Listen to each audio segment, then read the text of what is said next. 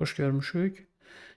Bir neçə gün bundan əvvəl ictimai televiziyada söhbətimiz zamanı Azərbaycanda gənc professor olmağın çətinlikləri barəsində danışmışdım və göstərmişdim ki, bunun əsas səbəblərindən biri Azərbaycanda doktorantura səviyyəsinin 2 mərhələli olmasıdır, daha çox elmlər doktoru mərhələsinin olmasıdır. Bununla bağlı çoxlu müzakirələr oldu. Facebook səhifəmdə paylaşdığım həmin videonun altına şərhlər yazıldı. Çox hörmətli, nüfuzlu alimlərimiz buna münasibət bildirdilər. Buna görə hər kəsə təşəkkürümü bildirirəm. Eyni zamanda qeyd eləmək istəyirəm ki, bununla bağlı müəyyən bir aydınlaşmaya ehtiyac var. Mən öz fikirlərimdə israr eləmirəm. Sadəcə öz bildiklərimi, təcrübəmi və nəzər nöqtəmi paylaşmağa çalışıram. Hər şeydən öncə onu qeyd edeyim ki, mən Azərbaycanda elmlər doktor mərhələsinin olmasının əleyhinəyəm və məhz bununla bağlı öz fikirlərimi bildirməyə çalışacağam. Hamımıza çox yaxşı məlumdur ki, Azərbaycanda ali təhsilin, ümumilikdə təhsil sisteminin bütün elementləri kimi elmlər doktoru mərhələsi də Sovet təhsilindən, Sovet elmindən bizə qalmış bir yadigardır. Sovet elmi də bunu daha çox Alman təhsil sistemindən götürüb. Buna daha çox Humboldt təhsil sistemi, daha doğrusu Prusiya modeli və yaxud da Humboldt modeli deyilir. Ona görə ki, 19-cu əsrin əvvəllərindən başlayaraq məhz Alman ali təhsil sisteminin formalaşmasında Berlin Universitetində fəaliyyət göstərən Wilhelm von Humboldtun çox ciddi rolu, əməyi olub və məhz həmin modeldə buna görə Humboldt tədqiqat modeli adlanır. Rusiya Prusiya modelini və yaxud da Humboldt modelini imperator 1-ci Aleksandrın təhsil islahatları ilə əldə etməyə başlayıb və təxminən 1819-cu ildən sonra Rusiyanın bir sıra universitetlərində, Xarkov, Moskva və s. universitetlərdə elmlər doktoru pilləsi və yaxud da mərhələsi təsdiq olunub və bundan sonra istifadə olunmağa başlayıb. Təxminən 1917-18-ci illərdə bolşeviklər hakimiyyətə gəldikdən sonra bütün bu reqaliyalar, belə deyək, burjua sinfinin ənənəsi kimi qəbul edib, tamamilə ləğv ediblər. Amma 1934-cü ildə yenidən elmlər namizədi və elmlər doktoru pillələri bərpa olunub və ondan sonra Sovet elmi və Sovet təhsil sistemi artıq bu istiqamətdə inkişaf eləməyə başlayıb. Aşağı-yuxarı Azərbaycan da həmin həm tədqiqatı, yəni tədqiqat indarı olmasını, həm universitet sistemini daha çox Rusiyadan əldə edib. Eyni zamanda nəzərə almaq lazımdır ki, bu təkcə Rusiyada deyildi, bu təkcə Almaniyada deyildi. Eyni zamanda Prusiya imperiyasının tabeliyində olan bir sıra dövlətlərdə, eyni zamanda Şərqi Avropa dövlətlərində mövcud idi, hansılar ki, daha çox Humboldt modelini, Prusiya modelini əks eləmişdilər. Rusiyanın bunu əks eləməsinin bir neçə yəqin səbəbi var. Çox qısa olaraq bunlara toxunaq. Birinci ondan ibarətdir ki, doğrudan da 19-cu əsrin əvvəllərindən başlayaraq yaranmış Humboldt universitet modeli o dövr üçün ən ciddi universitet idarəetmə sistemi, tədqiqat idarəetmə sistemi və yaxud da universitet sistemi, ali təhsil sistemi olaraq qəbul olunurdu. Həqiqətən də belə idi. Həm tədqiqatla təhsilin birgə həyata keçirilməsi, eyni zamanda universitetlərdə, deyək ki, o dövrdən başlayaraq seminar, mühazirə, laboratoriya məşğələlərinin ayrı-ayrı həyata keçirilməsi və s. Bu Humboldtun yeni ideyaları idi ki, bunu ilk dəfə olaraq ali təhsilə gətirmişdilər və Rusiyada sözsüz ki, məhz bu cür qabaqcıl ideyanı götürmək qərarına gəldi. İkinci əsas məsələ də təbii ki, Romanovlar sülaləsinin, Rusiya imperiyasının başında dayanan Romanovlar sülaləsinin Alman mənşəli olmasıdır. Onların Holstein-Gottorp sülaləsinə aid olmasıdır və ki, bu da yəqin ki, daha belə deyək də mənəvi yaxınlıq nöqteyi nəzərindən məhz Alman sisteminin götürülməsində müstəsna rol oynayıb. Qısa olaraq tarix ekskurs bunu deməyə əsas verir. Bizim müzakirələrimizdə alimlərimizin xüsusilə gətirdiyi istinadlar və daha çox əsaslar ondan ibarət idi ki, dünyanın bir sıra digər ölkələrində də, xüsusilə inkişaf etmiş ölkələrində, xüsusilə Avropa ölkələrində da elmlər doktoru mərhələsi var və bu da əhəmiyyətlidir və bunu çox məşhur olan, hamının çox yaxşı bildiyi habilitasyon və yaxud da rus dilində buna habilitasiya dediyimiz sistemin olmasını irəli sürürdülər. Əlbəttə, burada həqiqət payı mövcuddur, amma buna ciddi şəkildə diqqət etmək lazımdır. Birincisi, indiki səviyyədə, yəni hal-hazırda mövcud olan habilitasiya və yaxud da habilitasyon dediyimiz sistem tarixən mövcud olan Almaniyada yaranmış ikinci dissertasiya mərhələsi demək deyil artıq. Bu mərhələ demək olar ki, dünyanın bir çox ölkələrində və xüsusilə də dediyimiz Prussiya Humboldt modelini qəbul etmiş ölkələrin əksəriyyətində artıq sıradan çıxıb, hətta Almaniyanın özündə belə. Almaniyada 2002-ci ildə baş vermiş təhsil islahatlarından sonra hal-hazırda demək olar ki, artıq ikinci dissertasiyaya professor adı almaq üçün vacib deyil. Bununla bağlı mən qısa olaraq burada Tübingen Universitetinin professor adı alması üçün şərtlərini qoyuram və özünüz də görə bilərsiniz ki, həqiqətən də artıq bu təkcə Tübingen Universitetində deyil, digər Almaniya universitetlərində təxminən aşağı-yuxarı eyni məsələlər baş verir. Yəni habilitasiya artıq habilitasyon və yaxud habilitasiya artıq ikinci dissertasiya deyil, habilitasiya yalnız və yalnız professor adı almaq üçün müəyyən mərhələləri nəzərdə tutur. Yəni hansı prosedurlardan keçmək lazımdır ki, onlar bu prosedurlar sizi professor adına çatdırsın. Bu təkcə Almaniyada belə deyil. Eyni zamanda digər vaxtilə eyni sistemi qəbul etmiş ölkələrdə təxminən aşağı-yuxarı bu sistemdən getdikcə imtina eləməyə başlayıblar. Fransada tarixən habilitasiya mövcud olub, amma indi onun tamamilə fərqli forması mövcuddur. Buna habilitation dirigeur de recherche deyə bir sistem qurulub. Adından da göründüyü kimi bunun mənası daha çox dissertasiyalara və yaxud da elmi tədqiqata supervizorlik, rəhbərlik etmə habilitasiyası adlanır. Yəni bu mərhələ sizə professor adının alınması və həmçinin daha çox da sonrakı mərhələdə yeni gənc nəslin formalaşdırılması üçün supervizorlik etməyə imkan verən bir mərhələdir. Və bu yeni dissertasiyanın yazılmasını ümumiyyətlə nəzərdə tutmur. Kifayət qədər ciddi prosedurlar tələb edən məsələdir. Bununla bağlı müəyyən dosiyələr hazırlanır hər bir alimin. Həmin dosiyələrdə onun tədqiqatı, onun gördüyü işlər, yazıldığı monoqrafiyalar, dediyi dərslər, aldığı qrantlar və s. hər şey nəzərdə tutulur və bu dosiyə yuxarı instansiya belə deyək də ötürülür universitet senatına və bundan sonra artıq həmin adı almaq, yəni professor adı almaq istəyən şəxs həmin öz dosiyesini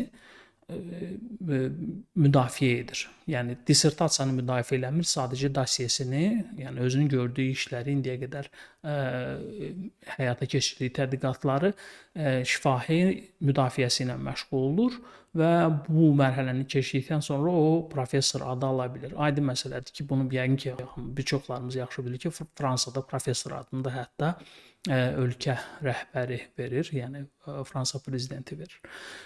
Digər ölkələrdə, məsələn, vaxtilə mövcud olmuş İtaliyada milli elmi habilitasiya adlanan sistem mövcuddur və bu habilitasiya sistemi də yenə də ikinci dissertasiyanın müdafiə olunmasını nəzərdə tutmur. Tamamilə ümumiyyətlə belə bir məsələ yoxdur və bu məsələ dissertasiya müdafiəsi ilə yekunlaşmır, sadəcə olaraq professor adına müraciətdir. Anglo-Sakson ölkələrinə gələndə siz hamımız çox yaxşı bilirik ki, ümumiyyətlə Anglo-Sakson ölkələrində tarixən heç vaxt ikinci dissertasiya müdafiəsi mərhələsi olmayıb. Belə bir mərhələ mövcud olmayıb və bununla bağlı da danışmağa dəyməz. Burada tenure track dediyimiz tamamilə fərqli bir sistem var. Burada da sözsüz ki, müəyyən əldə olunmuş nəticələrin qiymətləndirilməsi prosesi baş verir, amma ümumiyyətlə heç vaxt ikinci dissertasiya və yaxud da ikinci dissertasiyanın müdafiə olunması məsələsi heç vaxt gündəlikdə olmayıb. Bununla bağlı Polşa göstərilmişdi. Polşa ilə bağlı da hörmətli professorlarımızdan biri, Polşada fəaliyyət göstərən professorlarımızdan biri Şəhriyar Muxtarov yaxşı cavab vermişdi ki, artıq Polşada da bu proses alternativ yollarla həyata keçirilir. Bu məsələ aydındır və sadəcə yenə bildirmək istəyirəm ki, bizim bir çox alimlərimizin qeyd elədiyi abilitasiya və yaxud da abilitasyon dediyimiz vaxtilə Almaniyadan gələn ikinci dissertasiya müdafiəsi artıq aktual deyil. Dünyanın bir çox ölkələrində aktual deyil və bu sistemdən demək olar ki, hamı imtina eləməyə başlayıb. Yalnız postsovet ölkələrinin əksəriyyətində bu hələ də qalmaqdadır. Bu mənə elə gəlir ki, daha çox ətalət və inersiya olaraq qalmaqdadır və yalnız onlar hələ ki bundan tamamilə imtina eləməyiblər.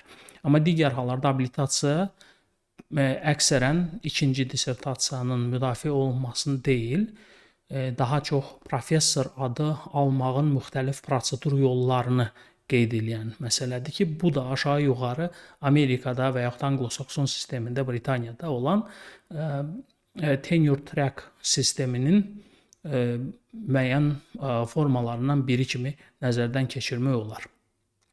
Amma dediyim kimi, bu sistem mövcuddur bəzi ölkələrdə. Yəni, məsələn, Almaniya bunu artıq professor adı almağın zəruri şərti kimi qoymayıb. Bunun alternativ yollarını da müəyyənləşdirib. Amma bu sistemlə getmək istəyən insanlarda yenə var.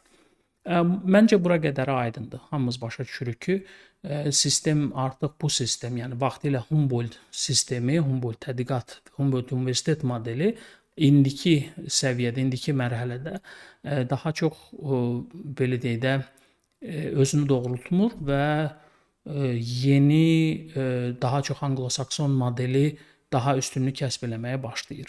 Amma məsələnin mahiyyəti təkcə bunda deyil. Məsələnin mahiyyəti ondadır ki, eyni zamanda biz baxmalıyıq ki, bu sistemlərdən hansı daha effektivdir. Yəni doğrudanmı bəlkə abilitasiya sistemi, yəni ikinci dissertasiyanın müdafiə olunması bizə daha ciddi tədqiqat verirsə, bizə digər tədqiqat nəticələrində üstünlük qazandırırsa, bunun saxlanıb-saxlanmaması barəsində düşünmək olar. Amma tədqiqatlar göstərir ki, bir çox tədqiqatlar, mən bu tədqiqatların bir neçəsini burada eyni zamanda yerləşdirirəm. Siz də tanış ola bilərsiniz həmin məqalələrlə və kitablarla. Bu tədqiqatlar göstərir ki, deməli, abilitasiya, yəni ikinci dissertasiya ilə müşahidə olunan abilitasiya prosesi zamanı, abilitasiyadan sonra, yəni elmlər doktoru adından sonra əldə olunmuş nəticələrlə, onların belə deyək, sitat impaktı və yaxud da digər təsiri ilə, elmi nəticələri ilə eyni yolu keçməyən alimlər arasında ciddi əhəmiyyətli fərq yoxdur. Bu tədqiqat müxtəlif ölkələr arasında, yəni cross country ölkələr arası tədqiqatlarda da özünü göstərir. Bu tədqiqatlardan birini qoyacağam. Məsələn, Skandinaviya ölkələri ilə Almaniya arasında tədqiqatın nəticələri göstərir ki, impact məsələlərində, yəni tədqiqat təsiri nəticəsində əhəmiyyətli, statistik əhəmiyyətli fərq mövcud deyil. Bəzi hallarda isə hətta bəzi tədqiqatlar hətta bu sistemdə, yəni abilitasiya, ikinci dissertasiya ilə müşahidə olunan abilitasiyadan sonra, yəni elmlər doktoru mərhələsindən sonra yazılmış məqalələrin digərlərinə, məsələn, Anglo-Sakson ölkələrində yazılmış məqalələrdən daha az sitat aldığını da göstərən tədqiqatlar mövcuddur. Eyni zamanda məsələnin digər tərəfləri də var.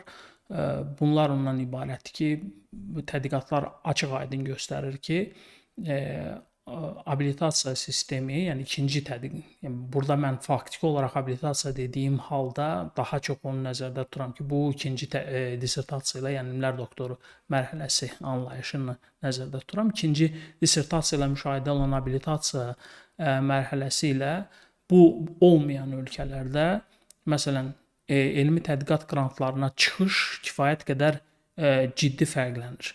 xüsusilə Almaniya, xüsusilə belə deyək, Anglo-Sakson ölkələrində qrantlara çıxış, söhbət beynəlxalq qrantlardan gedir, çıxış daha rahat olur. Nəinki abilitasiya sistemində olan, yəni ikinci dissertasiya ilə müşahidə olunan nəticələrdə, ölkələrdə. Eyni zamanda bunun çox ciddi fərqləri gender bərabərliyində özünü göstərmiş olur. Almaniyada və ümumiyyətlə faktiki olaraq hal-hazırda yalnız ciddi Avropa ölkələri arasında bunu ən ciddi qoruyub saxlayan, yəni ikinci dissertasiyanı professor adı almağın ən ciddi şərti kimi qəbul edən ölkələrdən ən vacibi, belə deyək də, ən mühümü Avstriyanı hesab eləmək olar. Həmçinin 2002-ci il islahatına qədər Almaniyanı və yaxud da eyni zamanda digər bəzi Şərqi Avropa dövlətlərini götürsək, gender balansına baxanda çox rahat görə bilirik ki, qadınların professor mərhələsinə çatması kifayət qədər məhz abilitasiya sisteminə görə ciddi problem yaratmış olub.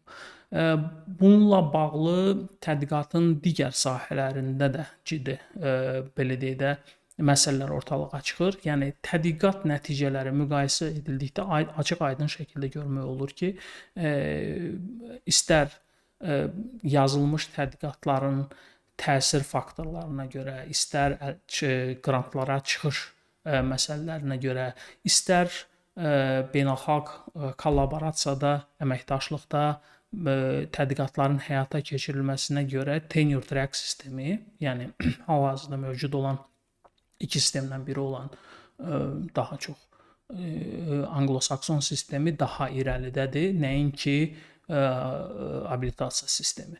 Ən ciddi problemi isə daha çox patentlərin alınmasında və innovasiyalarda özünü göstərir.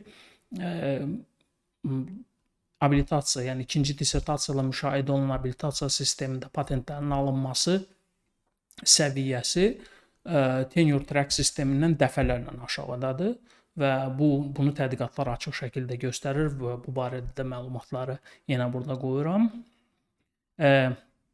Və bütün bunlar ondan xəbər verir ki, əgər elmlər doktoru məsələsi effektiv deyilsə, həmçinin innovasiyalarda.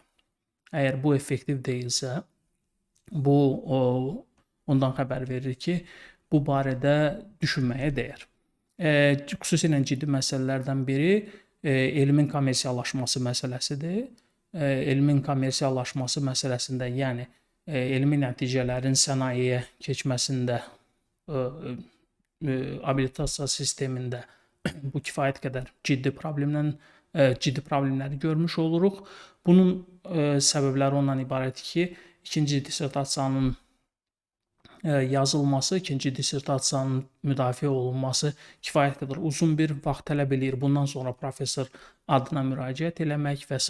Bu ciddi, düzdür, həm Almaniyada, həm digər mövcud olan ölkələrdə akademik nüfuz və prestij anlamında bu alimlərə kifayət qədər ciddi hörmət olunur. Bu ciddi şəkildə akademik karyeranın iyerarxik quruluşunu müəyyən eləyir və bu cəhətdən daha samballıdır. Amma istər patentlərdə, istər tədqiqat nəticələrinin təsirində, istər qrantların əldə olunmasında, istər elmin kommersiyalaşmasında, elmin sənayinin inkişafında çox ciddi şəkildə ya əhəmiyyətli fərqlər mövcud deyil, ya da bu fərqlər daha çox Anglo-Sakson və tenure track sisteminin lehinə çıxış eləyir ki, biz bunu aydın şəkildə görə bilirik. Hətta tədqiqatlardan biri göstərir ki, bu tədqiqatda burada qoyuram. Tədqiqatlardan biri göstərir ki, hətta vaxtilə Almaniyada belə, yəni Almaniyada hələ də alternativ olaraq abilitasiya sistemi mövcuddur. Amma digər alternativlərdə, yəni abilitasiya olmadan da professor adı almaq mümkündür. Yəni ikinci dissertasiya yazmadan da professor adı almaq mümkündür və məqalələrin impact, yəni təsir faktoruna nəzər salanda aydın şəkildə görmək olur ki, bəzi sahələr var ki, o sahələrdə elmlər doktoru səviyyəsinə çatmış insanların məqalələrinin impact faktoru ilə bu səviyyəni keçməmiş, yəni abilitasiya yolu ilə getməyən alimlərin məqalələrinin impact faktoru arasında ciddi fərq var və bu fərq daha abilitasiya keçməmiş alimlərin lehinədir, xeyrinədir. Bu xüsusilə məsələn süni intellekt, kompüter mühəndisliyi sahəsində mövcuddur. Bunun da yəqin ki, obyektiv səbəbləri var. Bu obyektiv səbəblər kimi onu göstərmək olar ki, yəqin ki, dediyimiz kimi artıq daha çox abilitasiya mərhələsi, ikinci dissertasiyanın yazılması ciddi, belə deyək də, yaşlanma prosesi keçdikdən sonra baş verir, amma bu elmlər daha çox yeni elmlərdir. Bu elmlərdə gənc nəsil daha irəli gedə bilir və buna görə də yeni gənc nəslin yazdığı məqalələr daha nüfuzlu və daha çox sitat gətirə bilən məqalələr olur. Bütün dediklərimə əsaslanaraq bu vaxtilə mövcud olmuş, yəni abilitasiya sistemi vaxtilə mövcud olmuş, Prusiya modelinin əsasında formalaşmış, Humboldt modelinin əsasında formalaşmış və yəqin ki, tarixin müəyyən dövrü üçün zəruri əhəmiyyət kəsb edən, akademiyanın nüfuzunu qaldıran, akademiklərə daha çox prestij qazandıran bir məsələ olub və ciddi şəkildə də sözsüz ki, elmə töhfə verib. Amma müasir dövrümüzlə uyğunlaşmış bu artıq keçmişdir və daha yeni məsələyə keçmək lazımdır və daha yeni sistemlər əxz eləmək daha maraqlı olar. İkinci məsələ ondan ibarət ki, bu sistem effektivliyi ciddi şübhə altındadır. Ola bilsin ki, belə deyək də, müəyyən sahələrdə, xüsusilə fundamental sahələrdə alimlər daha yaxşı məqalələr yaza bilirlərsə, amma məsələn multidisiplinar sahələrdə, sənaye ilə əlaqəli sahələrdə bu cür məqalələrin yazılması və onların təsir imkanlarının belə deyək, sitat təsirinin, impact faktorunun ciddi olmasını müşahidə etmək mümkün deyil, əksinə isə bu geridədir. Bütün bunlar onu deməyə əsas verir ki, elmlər doktoru mərhələsi Azərbaycan üçün də aktuallığını qoruyub saxlamır. Əgər gənc insanların daha çox sənaye ilə işləməsini, Azərbaycanda elmin kommersiyalaşmasını, Azərbaycanda insanların daha çox elmə töhfə verməsini, gənc nəslin elmə gəlməsini və daha tez karyera pillələrində inkişaf eləməsini, akademik karyera pillələrində inkişaf eləməsini istəyiriksə, o zaman mənə elə gəlir ki, bu sistem təftiş olunmalı və buna tamamilə yenidən baxılmalıdır.